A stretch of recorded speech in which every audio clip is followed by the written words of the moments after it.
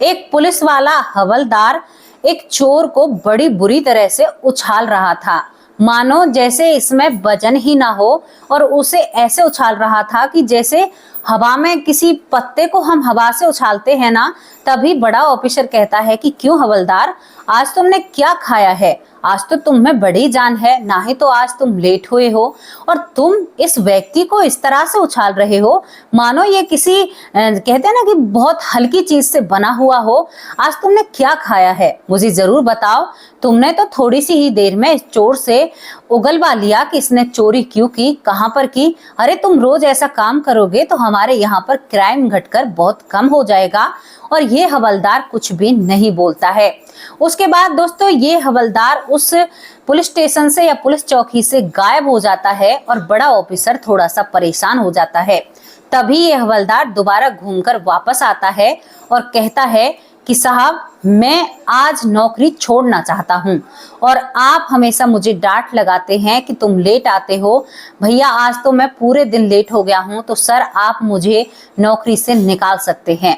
अब यहाँ पर बड़ा ऑफिसर कहता है कि क्या तुमने भांग पी रखी है? तुमने अभी तो पूरा काम किया, आज तुम टाइम से आए, आज मैंने तुम्हारी तारीफ करी तो तुम ऐसा कर रहे हो। तो यहाँ पर जो हवलदार खड़ा था वो थोड़ा सा सोच में पड़ जाता है और वहां से भागकर भगवान के मंदिर में जाकर क्षमा याचना करने लगता है। दोस्तों ये कहानी जो काफी दिल को छू लेने वाली है और एक भक्त को भगवान से जोड़ने वाली है। भक्त को भगवान से कैसे जोड़ने वाली है? क्योंकि कुछ लोग सोचते हैं कि हम भगवान को नहीं मानते, जिन्हें शायद हम नास्तिक कह सकते हैं, जो कहते हैं कि भगवान तो कुछ होता ही नहीं है। आज एक सच्ची घटना से आपको रूबरू कराती हूँ, जो घटना आपको झंझोर कर रख देगी, जो शायद आपके मन में एक खुशी और एक अनंत सुख देगी। शायद मेरे शब्दों से सुख मिल जाए, शायद आपको थोड़ी सी शांति मिल जाए। आज ऐसे ही भगवान हनुमान जी के बारे में आपको जो सत्य मैं बताने वाली हूँ उसे सुनकर आप हिल जाओगे। दोस्तों यहाँ पर मध्य प्रदेश में एक हनुमान जी का मंदिर होता है। मंदिर के थोड़ी ही दूर एक पुलिस चौकी होती है जिसमें एक हवलदार होता है, बड़े बड़े पुलिस अधिकारी होते हैं। अब ये हवलदार का एक नियम था कि ये जब भी ड्यूटी जाया करता था तो ये भगवान हनुमान जी को प्रणाम जरूर किया करता था। ये अब ड्यूटी जाता है और प्रणाम करता है। धीरे धीरे 5 मिनट से 10 मिनट ये मंदिर में थोड़ी देर रुक भी जाया करता। धीरे धीरे इसका प्रभाव और लगाव भगवान जी से ऐसा बनता है कि ये मंदिर में 1 घंटा बैठकर आंखें बंद कर कर इसको पता ही नहीं चलता है कि 1 घंटा कब कब में हो गया। जब ये ऐसा करता है तो अब दिन रोज इसके समय की अवधि बढ़ने लगती है, यानी ये ज्यादा देर मंदिर में रुकने लगता है।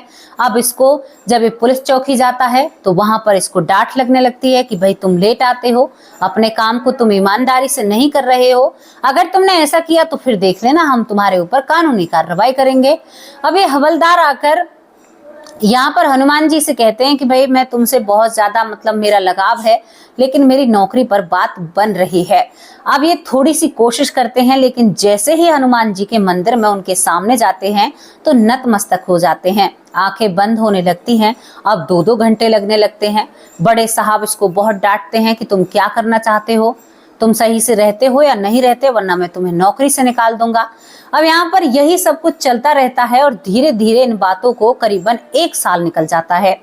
जब इन बातों को 1 साल निकल जाता है तो यहाँ पर जो बड़े सर होते हैं अब वो बदली हो जाते हैं। पहले सर मानते हैं कि भाई ये वहां पर रहता है, ये भगवान के दर्शन करके आता है, तभी इसे इतना वक्त लग जाता है। लेकिन जो नया ऑफिसर आया था वो थोड़ा सा बहुत ज्यादा गुस्सैल होता है। जब वो गुस्सैल होता है तो इस हवलदार को बहुत ज्यादा डांट लगाता है। कहता है कि भाई देखो, मुझे नहीं पता, तुम कहीं पर पूजा करते हो, पाठ करते हो, जो भी करते हो वो तुम्हारी परेशानी है, वो पुलिस चौकी की या कानून की परेशानी नहीं है। कल से तुम मुझे बिल्कुल टाइम पर नजर आने चाहिए। अगर तुम टाइम पर नहीं आए तो फिर मैं नहीं और तुम नहीं, मैं तुम्हें नौकरी से निकाल दूंगा। अब यहाँ पर जो हवलदार होता है घर से जल्दी उठता है कि मैं आज जल्दी उठूंगा और जल्दी उठने के बाद मैं थोड़ा पहले पहुंच जाऊंगा मंदिर, और पहले पहुंचने के बाद वहां पर मैं पूजा आराधना करूंगा और थोड़ी देर भगवान की भक्ति में बैठकर और फिर मैं अपने नौकरी पर जाऊंगा। भाई अब नौकरी पर बात थी, बड़े ऑफिसर ने कह दिया था कि मैं तुम्हें नौकरी से निकाल दूंगा। दोस्तों इसके बाद ही यहाँ पर दरोगा साहब सुबह जल्दी उठते हैं। हवलदार साहब जल्दी उठने के बाद बहुत जल्दी जल्दी करते करते इनको फिर भी लेट हो जाते हैं। अभी मंदिर जाते हैं, घड़ी देखते हैं। दोस्तों ये ज्यादा पुरानी बात नहीं है, 30-35 साल पुरानी बात है, बहुत आश्चर्यचकित बात है। अब यहाँ पर ये घड़ी देखते हैं, कहते हैं कि ओहो इतना ही टाइम हो गया जितना और दिन हो जाता है। वो कहते हैं कि आज मैं भगवान अंदर नहीं आऊंगा, अगर मैं अंदर आया तो तुम मुझे बांध लेते हो, अपने मुंह में कस लेते हो और फिर मेरी नौकरी के लिए मैं लेट हो जाता हूँ। आज मैं आपसे दूर से ही प्रणाम करके जाऊंगा। अब यहाँ पर जो हवलदार जी होते हैं वो दूर से प्रणाम करते हैं। प्रणाम करने के बाद जो ही वो चलने को होते हैं तभी उनका मन थोड़ा सा विचलित होता है कि अरे थोड़े से दर्शन ही तो करने हैं, थोड़ी देर हनुमान जी को निहारूंगा और उसके बाद ड्यूटी तो जाना ही है। 5-10 मिनट के लिए तो साहब नहीं डांटेंगे। अब इनका मन नहीं मानता है। अब एक मन कर रहा है कि मैं अपनी ड्यूटी को बचाऊं, एक मन कर रहा है कि भाई मैं भगवान को नहीं छोड़ सकता, इससे मेरा गहरा रिश्ता है। अब ये व्यक्ति ड्यूटी को छोड़कर कहता है बस थोड़े से ही दर्शन करूंगा और मंदिर के कहते हैं गर्भगृह में प्रवेश कर जाते हैं। वहां पर जाके जैसे ही भगवान को देखते हैं तो वहां पर इनको बैठने का मन होता है, बैठ जाते हैं और ऐसा आसन लगाते हैं कि सुबह से इनको शाम हो जाती है। इनको भी पता नहीं चलता है कि मुझे सुबह से शाम हो गई है। यहाँ पर अब इनकी आंखें खुलती हैं तो कहते हैं कि भगवान तुम्हारी इच्छा है, तुम चाहते हो कि मैं ये नौकरी ना करूं तो भैया आज मेरी नौकरी छूट चुकी है, लेकिन मैं अपने प्यारे दोस्त को नहीं छोड़ सकता। अब ये हवलदार सोचता है कि अब जाकर साहब से कह दूं कि भाई मैं अपनी तरफ से कह रहा हूं कि मैं इस नौकरी को छोड़ रहा हूं। तभी यहाँ पर हवलदार मंदिर से भगवान से कहते हैं कि मुझे अब आज्ञा दीजिए और ये हनुमान जी से आज्ञा लेकर अब अपने थाने पहुंचते हैं। थाने जाते ही डरते डराते यहाँ पर सर्व इंस्पेक्टर जो बड़े अधिकारी होते हैं उनके सामने खड़े होते हैं, कहते हैं कांपते हुए कि साहब मुझे माफ कर दो, मैं ये नौकरी नहीं करना चाहता क्योंकि मैं बहुत लापरवाह हूँ, मैं अपने कामों को पूरा नहीं करता, मेरी गलती है, मैं टाइम पर नहीं आया हूँ। तो यहाँ पर जो बड़े साहब होते हैं वो अजीब तरीके से इस व्यक्ति की तरफ देखते हैं। जो हवलदार होता है वनकी तू पागल हो गया है, जब तू लेट आता था जब तो इन बातों को नहीं कहता था, आज तो समय से बिल्कुल यहाँ पर आया है और तुमने तो आज इतना बेहतरीन काम किया है। तो यहाँ पर हवलदार कहते हैं साहब मैं तो आया ही नहीं हूँ, मैं तो सुबह से आसन मारकर बस हनुमान जी की भक्ति में खोया हुआ हूँ। तो यहाँ पर सामने से जो बड़े अधिकारी हैं वो कहते हैं क्या तू हमें पागल समझ रहा है, मैं इस ओहदे में मतलब यहाँ पर मैं बहुत दिन से काम कर रहा हूँ, हाँ ठीक है मैं यहाँ पर अभी आया हूँ, लेकिन क्या तुम मुझे पागल बनाने की कोशिश कर रहे हो। दोस्तों जब ये वहां पर बैठे रहते हैं तो वहां पर जो वहां के पुजारी हैं वो इन्हें रोज देखा करते। तो यहाँ पर ये कहते हैं जो हवलदार जी होते हैं कि आपको प्रमाण चाहिए तो मैं आपको दिखा सकता हूँ, पुजारी जी ने मुझे जरूर देखा होगा क्योंकि वहां पर भक्तजन आते हैं। वो कहता है तू पागल हो गया है, आज दिन के वक्त हमने एक बहुत बड़े चोर को पकड़ा है और तूने उसकी ऐसी धुलाई की है कि वो 15 मिनट में कहता है कि हाँ चोरी मैंने की है और वो पूरा माल हमें लौटा देता है। तुमने तो आज सबसे अच्छा काम किया और तुम ऐसी बातें कर रहे हो। जो कि तो ही जो हवलदार होता है उसके पैरों तले जमीन खिसक जाती है और उसके मन में पूरे विचार आने लगते हैं। लेकिन आज वो भी बड़े साहब को दिखा देना चाहते हैं कि भगवान जी क्या चीज होती है। वो कहते हैं कि साहब मैं आया ही नहीं हूँ, मैं हूं ही नहीं। साहब कहते हैं कि तुम ही थे, तुमने साइन भी किए हैं, वहां पर साइन भी हो रहे थे रजिस्टर में। वो कहता है कि साहब आप मेरे साथ चलिए। जब वो साहब को अपने साथ लेकर जाता है तो वहां पर पुजारी जी से मिलते हैं दोनों, हवलदार और साहब। यहाँ पर हवलदार कहता है कि पुजारी जी क्या मैं आज कहाँ पर था पूरे दिन। तो यहाँ पर पुजारी जी कहते हैं कि पूरे दिन यहीं पर इसने तो आज पूजा और आराधना की है, पूरे दिन यहाँ पर भक्ति में लीन रहा है, आज तो हवलदार साहब गए ही नहीं हैं। पुजारी जी भी बड़े सम्मान से बोलते हैं। इंस्पेक्टर जो सर्व इंस्पेक्टर होते हैं उनके हक्के बक्के रह जाते हैं, क्या कह रहे हैं पुजारी तुम पूरे दिन मेरे साथ रहते हैं। अब भाई जो बड़े अधिकारी हैं वो ये सिद्ध करने पर होते हैं कि मैं सिद्ध कर कर छोड़ूंगा, तू मेरे साथ था। इसके बाद यहाँ पर जो बड़े अधिकारी होते हैं इस हवलदार को अपने साथ ले जाते हैं, जहां से उस चोर को धरपटका था एक होटल से। उस होटल में कहते हैं कि इसको ये मेरे साथ था कि नहीं, वहां के पूरे स्टाफ से कहते हैं तो वो कहते हैं कि हाँ आपके साथ ही थे, ये साहब थे, आप थे और एक और साहब थे, आप तीनों जने इनको इस चोर को गिरफ्तार कर ले जाते हैं। दोस्तों बड़ी ये दुविधा बड़ी बात हो जाती है, सब सोच में पड़ जाते हैं कि ऐसा कैसे हो सकता है। पुजारी भी झूठ नहीं बोल सकता, ये हवलदार भी झूठ नहीं बोल रहा है। तभी हवलदार यहाँ पर जो सर्व इंस्पेक्टर होते हैं, बड़े अधिकारी होते हैं, उन्हें हनुमान जी के सामने खड़ा करते हैं। कहते हैं कि ये मेरे दोस्त हैं, मैंने इनको सखा बनाया है और शायद ये आज इन्हीं का करता धरता जो कुछ है सब इन्हीं का है, क्योंकि आज मैं पूरे दिन यहीं पर, मुझे पता ही नहीं चलता कि पूरा दिन कब कब में निकल जाता है। तभी इंस्पेक्टर को एहसास होता है कि ये चोर को ऐसे उछाल रहा था कि जैसे चोर में वजन ही ना हो। कहीं ये व्यक्ति सच तो नहीं बोल रहा है। यहाँ पर जो बड़े अधिकारी होते हैं वो हनुमान जी के सामने नतमस्तक हो जाते हैं, क्योंकि उन्होंने देखा था और ज्यादा इस हवलदार ने बात भी नहीं की थी पूरे दिन, मतलब बोले नहीं थे, अपने काम से काम मतलब रखते हैं। तो दोस्तों, आपको क्या घटना समझ में आ रही है? ये घटना ये सिद्ध करती है कि एक भक्त जब भगवान की भक्ति में लीन होता है तो प्रभु उसकी जरूर मदद कर सकते हैं। अब ये नहीं हो सकता कि कुछ बच्चे इस वीडियो को सुने और सोचें कि हम भगवान के सामने घंटी बजाएं और भगवान हमारा पेपर देने चले जाएं। भैया, ये नहीं हो सकता। इसमें और इसमें बहुत फर्क है। वहां पर एक परीक्षा चल रही है और यहाँ पर तुम्हारी परीक्षा है। अगर तुम उसे नहीं करोगे, क्योंकि तुम्हारा सिद्ध होना जरूरी है। वहां पर एक भक्त का मन लगा हुआ था, अब तुम 2 दिन घंटी बजाकर ऐसा करोगे, क्योंकि वो एक अनंत रिश्ता होता है भगवान से। ये कहानी काफी लोगों को प्रेरित करती है और इस सत्यता पर रखी गई है। दोस्तों, ये घटना मध्य प्रदेश की होती है और 30 से 35 साल पहले ये घटना है और ये सत्यता पर रखी गई है। कहते हैं कि उस थाने में जो भी इंसान आते हैं वो भगवान श्री हनुमान जी को बहुत मानते हैं और उनकी पूजा आराधना भी वहां पर जो पुलिस वाले होते हैं वो जरूर करते हैं।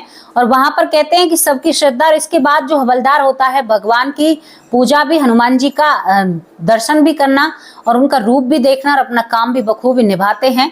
और सर्व इंस्पेक्टर भी अब रोज भगवान की भक्ति में लीन होते हैं, लेकिन अपने काम से भी वो जी नहीं चुराते हैं। ये दोनों जने मिलकर अपना काम बखूबी करते हैं, लेकिन ये घटना हमें बहुत कुछ सीख देकर जाती है, सोचने पर मजबूर करती है। जो लोग कहते हैं ना कि भगवान नहीं होते, सुन लो कान खोलकर, हर चीज है। अगर भगवान नहीं होते तो तुम भी इस धरती पर नहीं होते। इस धरती में इतने राज हैं, अभी तो तुम उनका ही पता नहीं लगा पाए। तो भगवान को क्या साबित करोगे रे? भगवान को साबित नहीं कर सकते। वो अनंत है, वो है भी, वो नहीं भी। जो आकार का है वो निराकार भी है, साकार भी है, निराकार भी है। उसका कोई आकार नहीं है, लेकिन वो तुम्हारे लिए आकार लेता है ना। तुम्हारे लिए वो नर नारी, तुम्हारा दोस्त, तुम्हारा सखा, तुम्हारा बेटा, तुम्हारा मित्र, तुम्हारी, यहाँ तक कि वो तुम्हारी प्रेमिका बनने के लिए भी तैयार हो जाते हैं।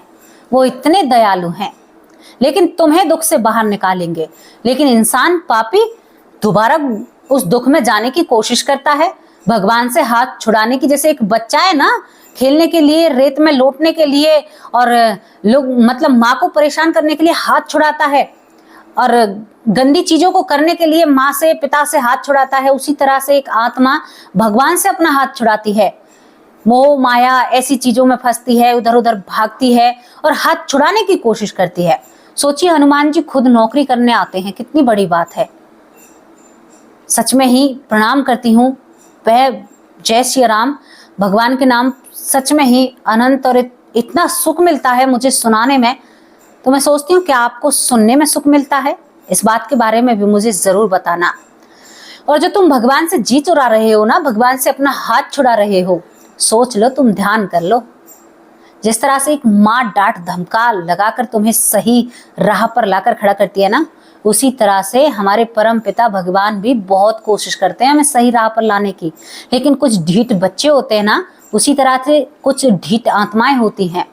जिस तरह से ढीठ बच्चे जुआ, नशा, गलत संगत, गलत आदतों में पड़ते हैं, उसी तरह से जो बुरी आत्माएं होती हैं वो हमेशा नरक की तरह अपना मुंह कर कर भागने लगती हैं। भगवान चाहते हैं, करे भैया यहाँ पर आ जाओ, सही हो जाओ, लेकिन वो नहीं, हम तो भैया वहीं पर जाएंगे, वहीं पर सुख है, यही भोग विलास, यही सब कुछ है, बाकी कुछ भी नहीं है।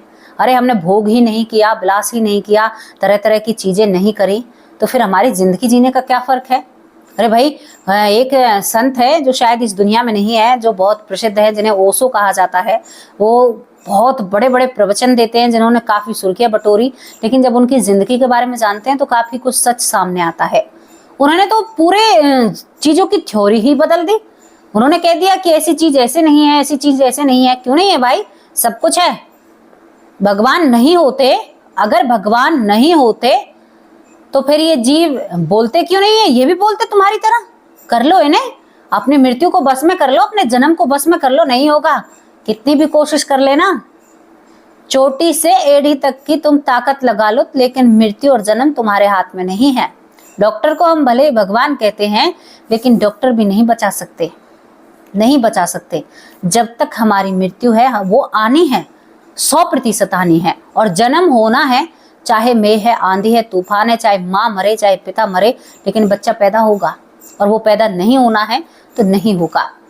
तो दोस्तों, मैं आपको समझाना चाहती हूँ, और समझा कर मैंने इतनी सारी वीडियो पर काम किया, मैंने इतने सारे घटनाएं खंगोल कर रख दी, ला कर रख दी तुम लोगों के सामने। भाई सीखो, देखो, सीखो, क्योंकि मैं कोई डायरी नहीं लिख रही हूँ, मैं एक सच आप लोगों के सामने रख रही हूँ। तो कैसी लगी आपको ये स्टोरी, ये घटना जो सत्यता पर रखी गई है, कैसा लगा इसके बारे में अपनी राय कमेंट बॉक्स में जरूर रखना। अब आप लोगों से विदा लेती हूँ। आज मैं नाम नहीं ले पा रही हूँ, क्योंकि आज मैं किसी कारणवश नाम नहीं लिए हैं। शाम की वीडियो है, कल हाजिर होंगे एक सच्ची अच्छी स्टोरी के साथ। तब तक के लिए नमस्कार, जय हिंद, जय भारत।